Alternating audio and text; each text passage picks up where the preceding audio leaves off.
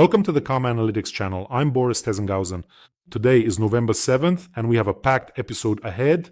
In this episode, the pterodactyl of the world, Viktor Orbán, has flown to the US to meet with Donald Trump. He will be strongly insisting on a meeting between Putin and Trump in Budapest. Meanwhile, Donald Trump himself is receiving 5 presidents from Central Asian countries. Russia is leaving the game in this region. A stab in the back. For the Kremlin, Serbia might impose sanctions against Russia. They used to get along just fine. And Baku has decided to finally wipe its feet on Lukoil. Russia is once again planning to develop Siberia, projects of the century. And the US is opening a base in Syria. The world is changing rapidly. And Putin is still dreaming of a great Russia which no longer exists and never will again. All this and more in today's episode. If this is your first time on the channel, then subscribe so you definitely won't miss the next episodes. Today, Donald Trump has a busy day with many important meetings. Some of them could really upset Putin, but let's go through everything in order.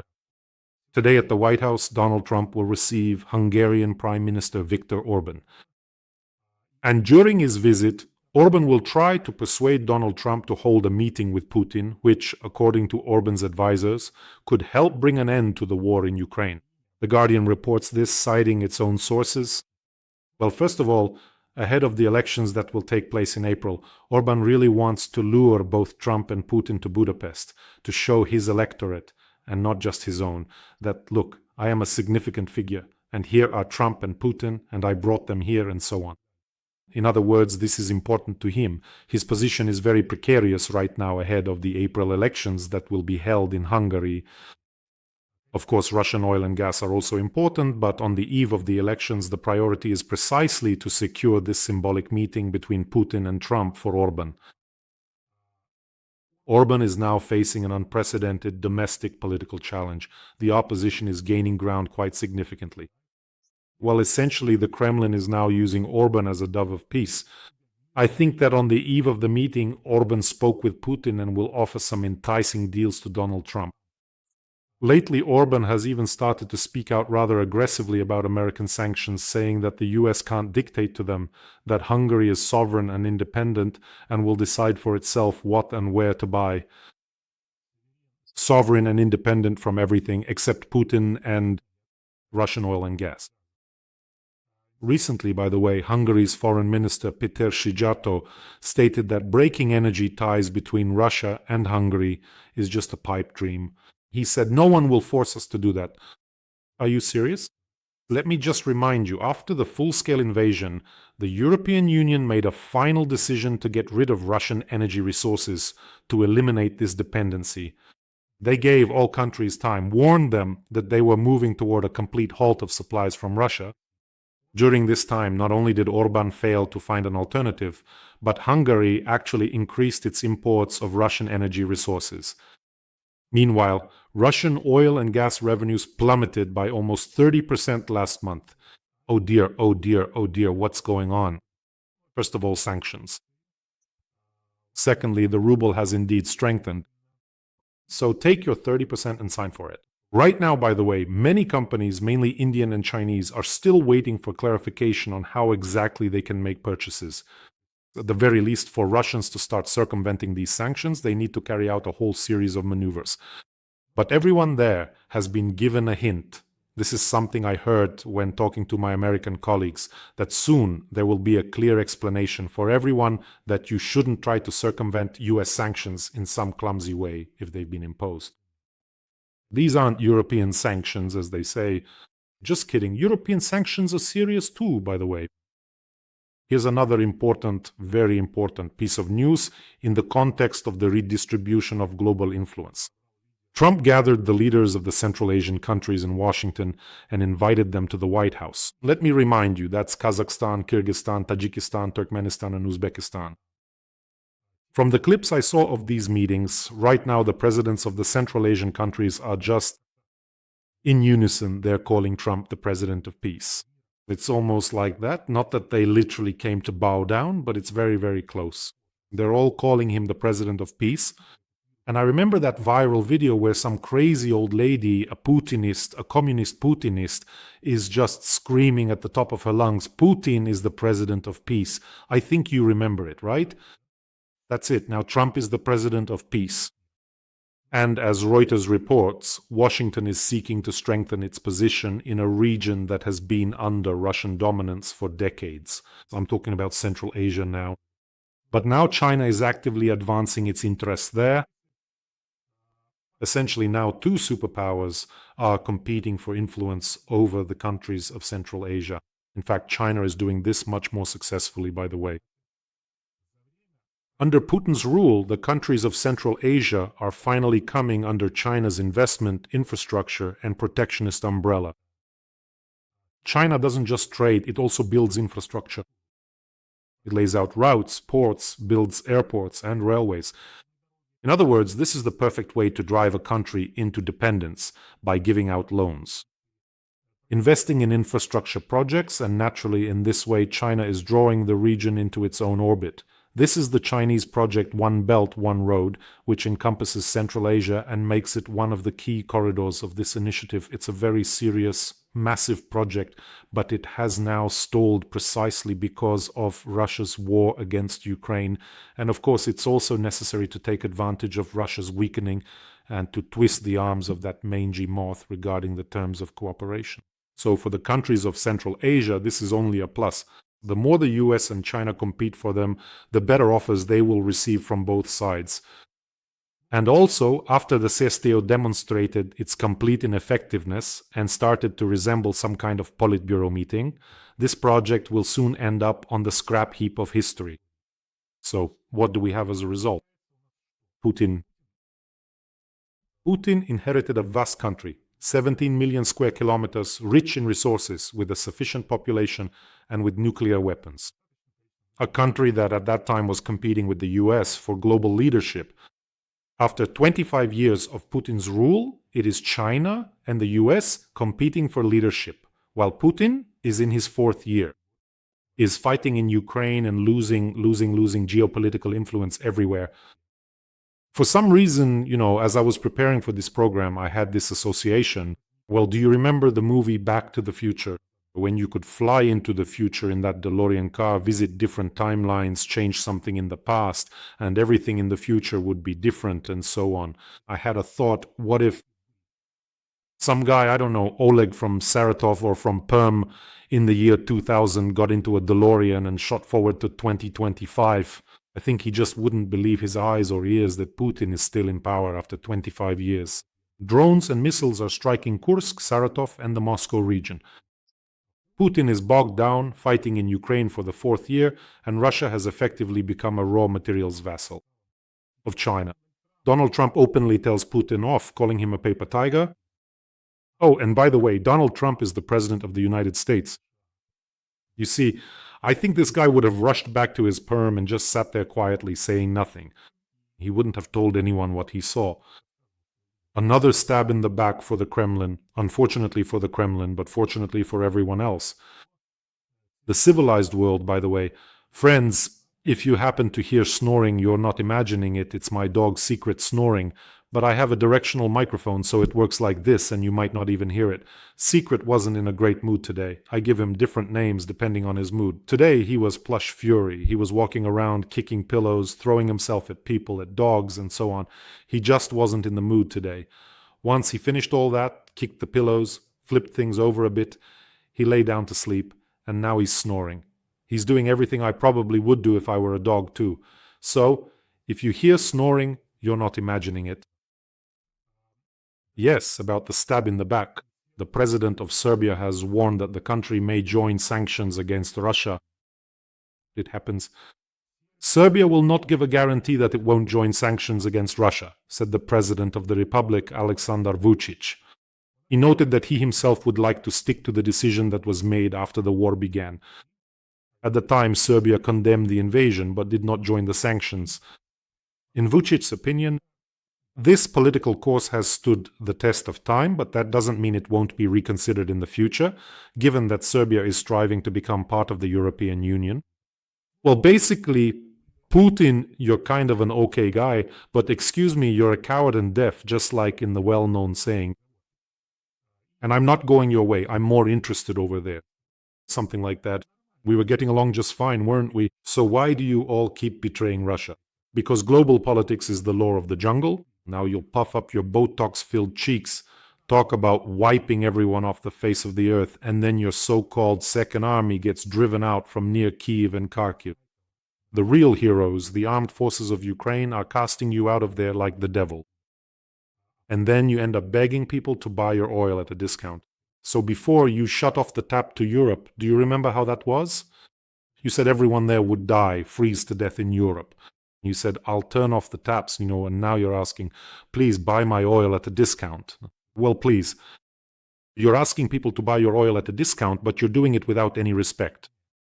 And then you end up begging those same Central Asian countries to help you bypass the sanctions and to bring you the necessary components. And those you used to consider your partners. They're no longer partners, but vultures who, as soon as the mangy coyote gets a little weaker, are eager to tear off a bigger piece from him. Well, if we're going to draw a direct analogy with the law of the jungle, then the mangy Akela has missed his mark. Although, of course, it's better not to compare Putin to a wolf, but to Tabaki the jackal. Yet another stab in the back. How much more can Russia take? Well, the port of Baku refused to work with Lukoil's oil after US sanctions. Well, what can you do? So that's it. They won't accept Lukoil's oil anymore. Now Russia will have to transport this oil to the only ice-free port on the Caspian in Makhachkala, which is within range of Ukrainian drones, and they reach it very well. They've already hit it before. What's going on? Why is everyone suddenly wiping their feet on great Russia? And I always suggest one thing to Russians who are obsessed with greatness. I recommend they try one exercise that really gets them riled up. I tell them, go ahead, impose sanctions against the US in response. Seriously, ban the world from buying US oil technologies, ban everyone from using their financial system, and then see who actually follows through with that. Now here, to all the Putin supporters, I'd like to say, this is where your so-called greatness ends. The only sanctions Russia can actually impose are banning American politicians from coming to Russia, which, by the way, they do regularly. I'm sure a lot of people in the US are really upset about that right now. By the way, friends, let me remind you that we currently have an important fundraiser going on for our soldiers, for our defenders. And I'll tell you the rest of the story about the evacuation, a truly unique evacuation. I'll tell you a very brief fact about our soldier. He was evacuated using a drone ambulance, Mol. Our fighter had been wounded and stuck at his position for 33 days, and Mol transported him over 60 kilometers. This story was shown all over the world, literally, I think, in different countries, and you probably saw it too. Well, the president awarded state honors to those who were involved in this unique evacuation. By the way, I think, though I don't have any information on this, that this soldier will be awarded. And I really hope that the sergeant who stayed with him at the position is alive and well, will make it out, and will definitely receive his award. But today, our defenders need our help again. We are continuing to collect donations for our warriors, for the 95th Separate Air Assault Brigade. This is for the unit of Ivan, already known to you, with the call sign Pastor. Vanya is from Kharkiv. His call sign Pastor is not just for show. He is a real pastor in a church. But now he is a defender of Ukraine. As soon as the occupiers came, he took up arms, suffered multiple concussions. He is currently recovering in the hospital. We corresponded recently. He keeps wanting to run back to his comrades. Well, in general, Titan warrior, just titanium. So let's help our warriors and his brothers in arms. They need a car now, and the link to the collection is in the description of this video. We're going well, I think, for a couple of days, and we're going to have this meeting. We'll close it. There's Mono, there are private accounts, there's PayPal for those who want to help from abroad, for Vanya Pastor and for his unit. And as I always tell you, friends, just a huge thank you. Truly, you can't imagine how powerful we are together. If you didn't see the details here, there's a QR code you can use as well. Let's help our warriors. Ukraine stands thanks to people like Vanya Pastor. I couldn't ignore this news. A performance in Italy by opera singer Abdrazakov, who supports the war and Putin, was cancelled. There is a singer named Ildar Abdrazakov who was excluded from performing in the opera Don Giovanni at the Italian Fondazione Arena. Fondazione Arena di Verona. This was reported by the Vice President of the European Parliament, Pina Picerno. Well then, do you know why I couldn't ignore this news? Because in 2024, this Abdrazakov became a trusted representative of Putin in the elections and the artistic director of a theater in Sevastopol, my hometown of Sevastopol, where I was born, which is now occupied just like all of Crimea. And I think what's going on there in Sevastopol, by the way, Sevastopol has been terribly ruined in the place on the site of a unique historical architectural monument, Chersonesus Storica. They put up some kind of hideous new construction. Just imagine Chersonesus Storica, the columns, I remember those columns from childhood, the performances at the Summer Theater, different scenes were played there. It was all really cool. And you know what they did? Pure loutishness, thuggery, military brute mentality. They just went and right on the ruins, right where Chersonesus Storica is, they put up these new buildings. But with columns, you know, those tacky interiors with fake antique columns and capitals like, here's our little apartment in the ancient Roman style. That's exactly what they did there, just completely out of their minds. And right away I remembered another would-be Sevastopol resident, the ballet dancer Polunin. What is it with them? Is Sevastopol coated in honey or something? That very same Polunin who got himself not one but 3 tattoos of Putin's portrait. And I think, why 3? Turns out, do you know how he explained it? He met with Putin 3 times and each time he got a tattoo of Putin. Well, that explains everything. He was also appointed as the acting director of the Dance Academy in Sevastopol and the head of the Opera and Ballet Theater in Sevastopol, but he didn't stay long. He probably wanted to get a theater in Moscow or St. Petersburg. He probably thought the war would end quickly and he'd get the Mariinsky or maybe even the Bolshoi. Not just any theater, but the Mariinsky or the Bolshoi. The sanctions would be lifted and he'd be performing on the best stages again. Polunin, but things didn't turn out that way. After a while, Polunin wrote that his time in Russia was over and left the country, which means he couldn't dance in Russia either. Who even needs this Polunin in Russia anyway? And now he won't be able to dance anywhere in the world because he's been completely discredited. By the way, he was helping the Russian military. He organized all sorts of fundraisers for the occupiers. So rumor has it that he went to Israel and got a Star of David tattooed on his forehead. Well, knowing what he's like, I wouldn't be surprised. After all, he already has a tattoo of the Ukrainian trident on his arm. And when I saw a photo of him with Putin on his chest and he's pulling his shirt aside with the hand that has the trident tattoo, trident and Putin together, I thought, are you insane or what? Seriously, I mean, yeah, well, his mind has clearly gone off the rails. That's the fate of those who choose to serve Putin. I've said it many times already, something always happens to people like that. Just look at the Russian actors and singers who support Putin, who support him so fiercely, so passionately. They're either always on something, how else can you explain it, like Dyuzhev and Chechirina, or they have that crazed fanatics fire in their eyes, you know, like Mashkov always. And I wonder what came first, the chicken or the egg. So are they crazy to begin with, and that's why they joined Putin's support team? Or do they first join Putin's support team and then become crazy there? I think a normal person wouldn't go there in the first place. By the way, friends, don't forget to subscribe to this channel.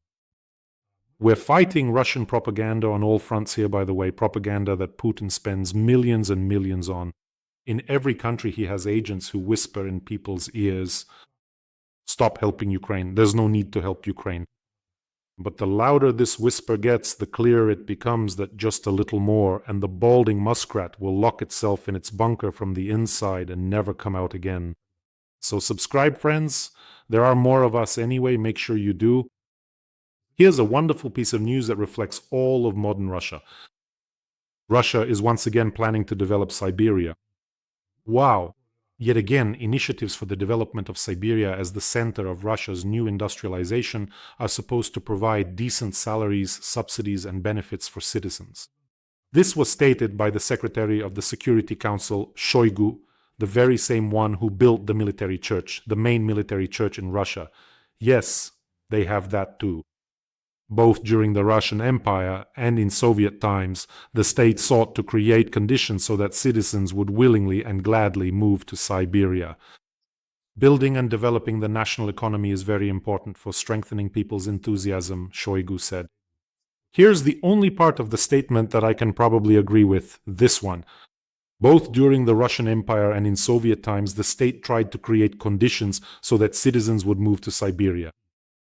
Shoigu noted that they are planning to create some kind of Siberian cluster there and that there will be certain tax benefits for them. And now just imagine, says Shoigu. A person goes to Siberia, to the Siberian cluster, spends 10 years there, as they say, from start to finish in the Siberian cluster, and all their debts are written off. Can you imagine? That's how we'll develop Siberia. How I love this ritualistic genre of Russian bureaucracy. Every time crises accumulate in the country, fantasies about new industrial centers on distant frontiers start to surface. In reality, it's not about an actual project, but rather some kind of rhetorical substitution. That is, when the authorities can't even boost the economy in already populated regions, they switch to slogans about new development.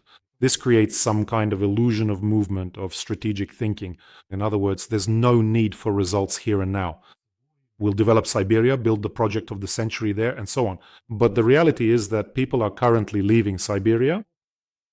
The population is declining, wages are falling. In other words, industrial enterprises are shutting down because everything is going to the war effort. Everything is for the war.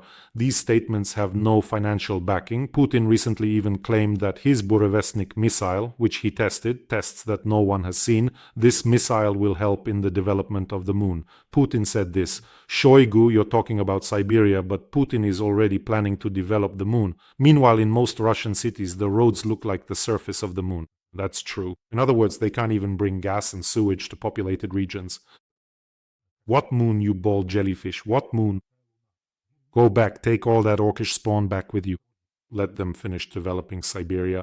Just look, no one, Russians always think that others want their resources, that others want their land. No, what we want is for you to stay over there where you are and not meddle with your neighbors. And over there, do whatever you want. That's the truth. Do whatever you want, really. I recently came across a video about the construction of the BAM, the Baikal-Amur main line. For some reason, in Russia, they're now starting to hype up this topic a lot.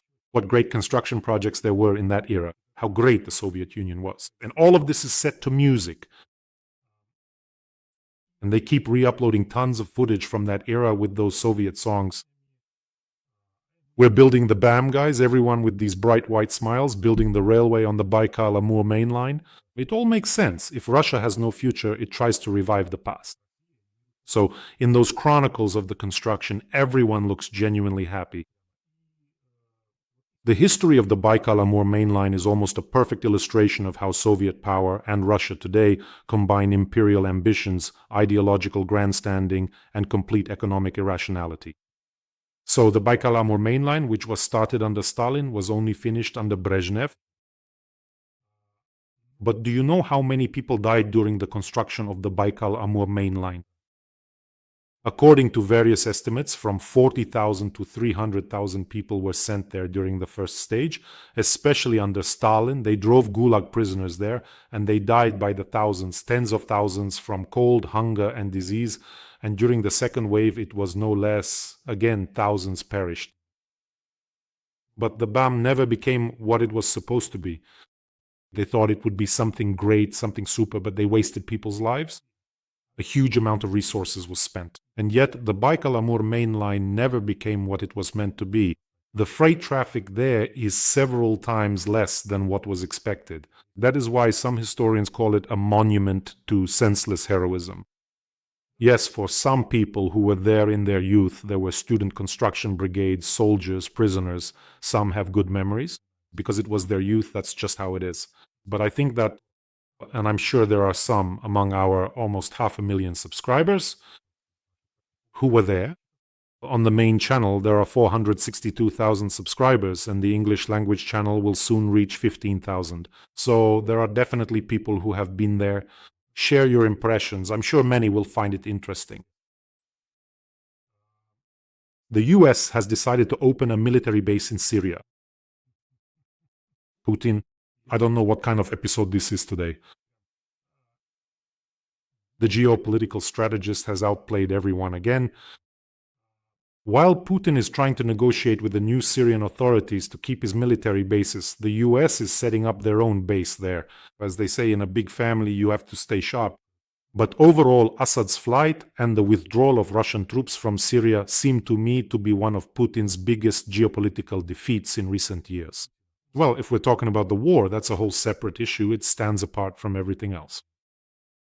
By the way, Putin still hasn't handed Assad over to the new president of Syria, even though that was one of the main conditions when he came to Moscow. Incidentally, it's still not known for sure whether Assad is alive or not. From time to time, there are reports that he's living somewhere in Moscow City, that he bought several apartments there, that he has a mansion in the Moscow suburbs, but no one sees him, no one knows where he is. For Putin, he poses a serious threat because he knows too much. That is, he knows about secret RSI operations in Syria, about the Wagner PMC, about arms supplies to Iranian proxies, about the use of chemical weapons, who assisted in this, whose weapons they were, and so on and so on and so on. In short, Assad is a bearer of unpleasant secrets for Putin. But what is his value now?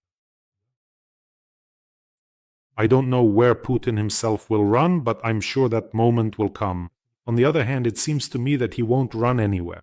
Russia is the kind of country where, once they realize it's all over, as they say, they'll quickly pack him up themselves, Patrushev, Narishkin, or someone else, and hand him over wherever needed in exchange for some kind of amnesty for themselves. Or maybe they'll just hit him over the head with a snuff box. Or they'll let him go, open up that pen of Putin's replicants under the Kremlin. I don't know how many of them there are, but definitely more than one. They'll be released, set free, and then their own people will catch up with them and finish them off. Friends, take care of yourselves, take care of your loved ones, subscribe to this channel, and let's help Vanya Pastor and his unit, the heroes who are defending our Ukraine. The details are in the description of this video. Wishing us all a peaceful day. Glory to Ukraine.